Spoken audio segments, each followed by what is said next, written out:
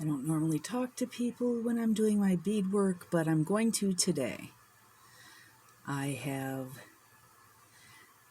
a beautiful bracelet that I made recently that I'd really like to show other people how to make, especially the ladies in my bead club. They're really fascinated with how I did this part and this part. So my clasp is the biggest thing, but the center ends up being really kind of cool too. And I put this on and I can wear it all day and I don't even feel it. It's a really nice, light, and elegant looking bracelet. So I thought I'd give it a shot, see if I could show anybody how to do this in any way that made sense. I'm going to do a different color this time though. I'm going to go with black and white and silver. And this is what I ended up with in the black, white, and silver. I'm using my nano fill, which is, as anybody who knows me knows, is my favorite thread to use. I know everybody's talking about that new dragon thread and all the other wonderful bead threads, and I've tried them all.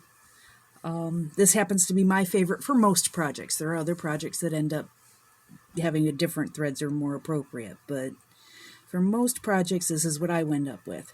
And in the black beads, for the black section, I'm going to use the Green Viz Low Vis Nano Fill, 8 pound.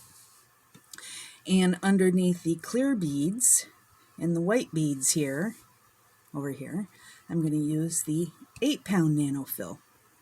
And it'll all connect together. You'll see how it goes.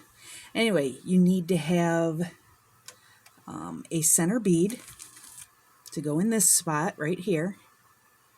Okay. And if I remember right, that was 6 millimeters. Let's get my calipers out here. Oh, that one's 5 by 6. And this one here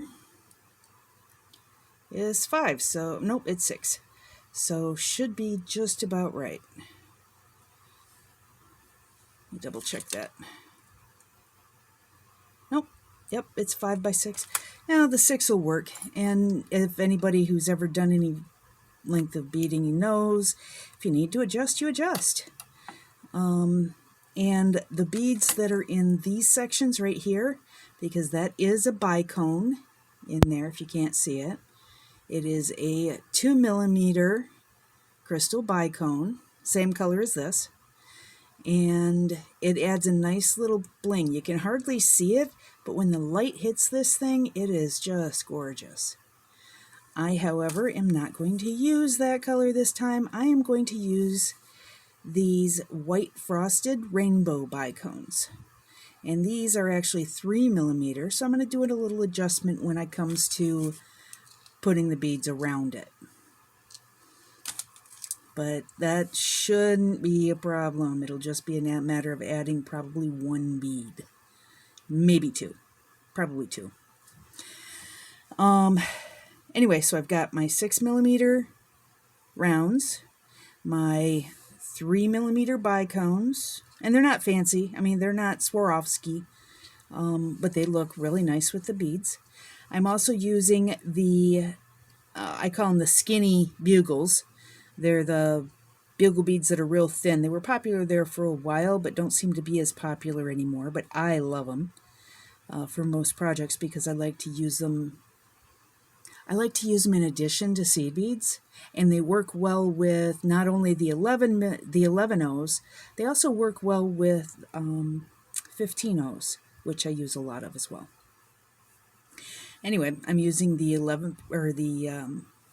bicones that are, how long were these? I think these are 6 millimeter or 8 millimeter bicones. How'd that come? Nope, 6. Yep. 6 millimeter bicones, or bugles. So 6 millimeter bugles, 6 millimeter rounds, or pearls would work too. 3 millimeter bicones. Double check that too.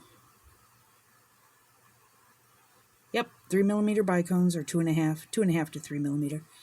The 11-O on silver and the 11-O in black. I put my hand right in front of the camera, didn't I? That's okay.